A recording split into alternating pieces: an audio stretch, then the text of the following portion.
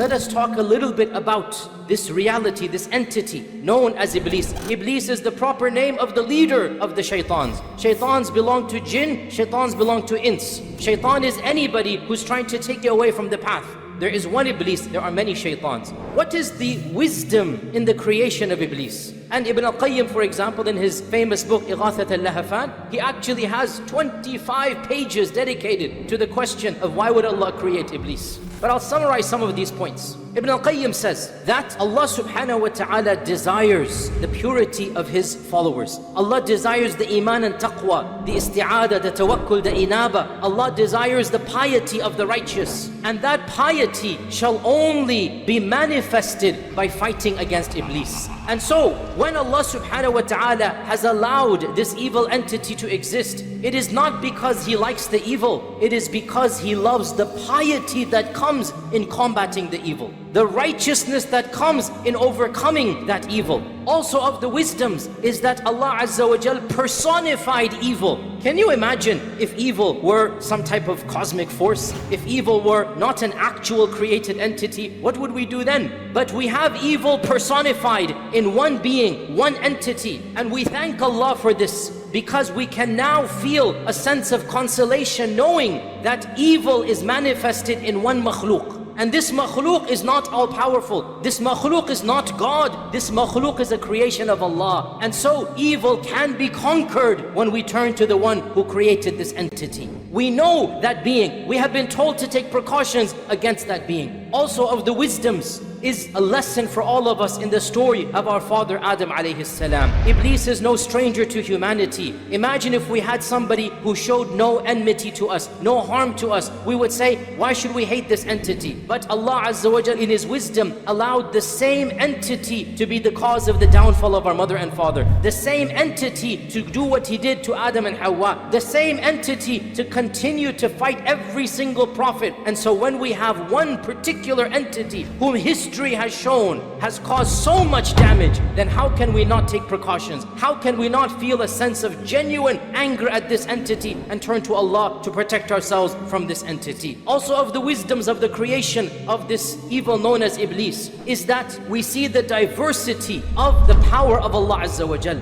He creates the best of the best and He creates other than this. He creates Jibreel and Mikael and He creates Iblis and the jinn. He creates the prophets and He creates Fir'aun and Abu Lahab and all the rest of them. So Allah Azza wa Jal's qudra is manifested. Allah's power is manifested, and in this we are in awe at the magnificence of the Creator. Of the wisdoms of the creation of this entity is that we can truly appreciate good only by contrasting it with evil. We can appreciate beauty when we see what exactly is ugly. We can appreciate the brightness of the day only after the darkness of the night. So by having these contrasts and by knowing how evil an entity can be, because in the end of the day, the evil of Iblis is completely irrational. He gains nothing by misguiding us. He's going to Jahannam anyway. What an irrational evil is this? And we have done nothing to him such that he's an enemy to us. But when that evil is there, so then we are able to understand that there's a particular being, a makhluk of Allah, who harbors so much evil that we have to take our precautions. We have to be careful, and this helps us be more righteous. Of the wisdoms as well, and this is a very profound point, brothers and sisters, pay attention to this. Of the wisdoms is that it is actually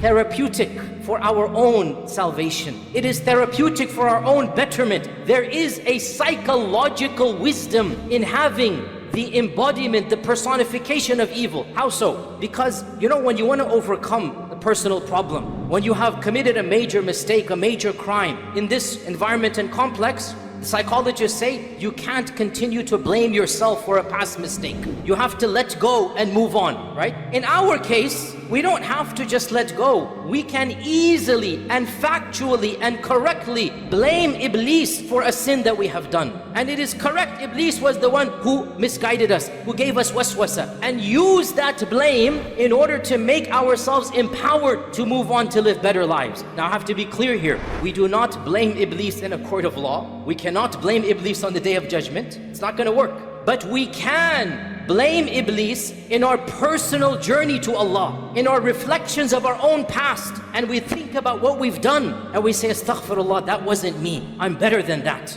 That was from Iblis and the whisperings of Iblis. And if I can cut off Iblis, I can eliminate Iblis, then I am a better person with the help of Allah. And that is factually true. When we have an entity that we can legitimately blame for our own shortcomings of the past, again, this is not a justification of the current, it is not an excuse of the future. But in this dunya, in our journey to Allah, we are not only allowed to, the Quran and Sunnah shows us, we blame Iblis, listen to me carefully, for a past mistake or sin in order to rectify ourselves, in order to overcome and be better people. When Yusuf and his brothers had a fight, and his brothers did what they did, Yusuf being the wise prophet, how did he recover? How did he bring about unity? He said, Shaitan caused you all to do this. It wasn't from you. مِن بَعْدِ أَن نَزَغَ الشَّيْطَانُ بَيْنِي وَبَيْنَ إِخْوَتِي. Now question, who threw Yusuf in the well? The brothers or Shaitan? Well, it was the brothers. But who whispered it to them? Who زَيَّنَ لَهُمُ الشَّيْطَانِ? Who beautified it? Clearly it was Shaitan. Now that Yusuf wants to mend the hearts, now that we need to move forward, we can bring in this third party called Iblis. We can say, that's not you, you're better than that. That was Iblis. You're factually correct. When you blame Iblis, this is passing the responsibility of a past sin. You still have to make them in the eyes of Allah in order that you rectify yourself. And what a beautiful, amazing psychological blessing. You are better than this, brothers and sisters. Wallahi, you're better than this. Something happened in the past that is shameful. You committed a sin that really causes you pain. Well, it's good it causes you pain. It's good it causes you shame. But guess what? You need to stop just blaming yourself and realize, yes, Iblis was involved. And you can be better. And your addiction, that's coming from Iblis. That evil that you did, that harsh statement that you said, the physical pain that you caused, the stealing that you did, the sharab, the khamar, everything that you did, it was Iblis's fault. Now be better. Cut him out of your life. Stand up and be a worshipper of Allah. Turn to Allah subhanahu wa ta'ala and blame that evil. A'udhu billahi minash shaitanir rajim. Blame him because you are a better person. This is a beautiful wisdom in the creation and in the manifestation of this entity. Because لَقَدْ خَلَقْنَا الْإِنسَانَ فِي أَحْسَنِ تَقْوِيمٍ. Allah created us good. Allah created us high up, and then shaitan waswas and shaitan misguides. So we get rid of shaitan and we come back to the ahsani taqweem. So my advice to myself and all of you, rise up to the potential that Allah wanted for you and Allah created you for. Cut off from shaitan, turn to Allah, give up the lifestyle that is an evil lifestyle, and insha'Allah ta'ala, in defeating shaitan and in overcoming shaitan, that is how we will return to the abode where we were before shaitan caused our mother and father to be expelled from it.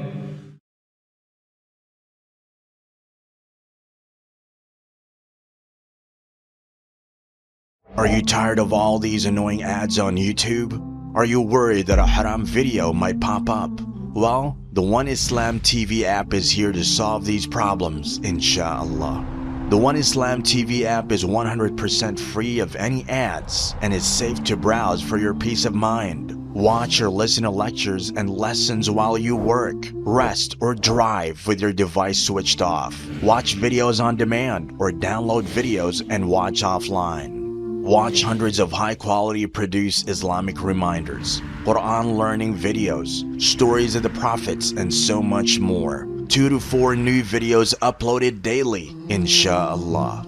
One Islam TV is 100% run and owned by Muslims, which means a small amount you pay for your subscription is a SADAQAH JARIYAH, continuous charity for you, as we use the funds raised to continue producing more beneficial videos and reminders, insha'Allah. The One Islam TV app is now available on Apple devices, Apple TV, Android devices, Android TV, Amazon Fire TV, and Roku, so you can watch on most devices and smart TVs. Download now for a free 7-day trial. May Allah reward you for supporting our work.